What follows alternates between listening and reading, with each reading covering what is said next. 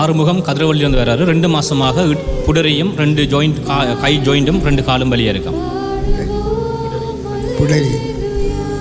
புடரி தான் நோதா. எவ்வளோ காலம்? 2 மாதம் நெருங்க இருந்தது. 2 மாதம் தான் இயேசுவின் நாமத்தில். இப்பயும் இருக்குதா?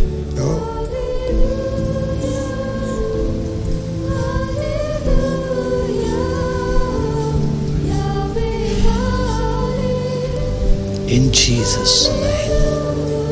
தலையை திருப்பி பாருங்க, உயர்த்தி பாருங்க, சிரிச்சு பாருங்க. நோய் இருக்காண்டு சோதிச்சு பாருங்க, இருக்காண்டு. நல்ல உயர்த்து.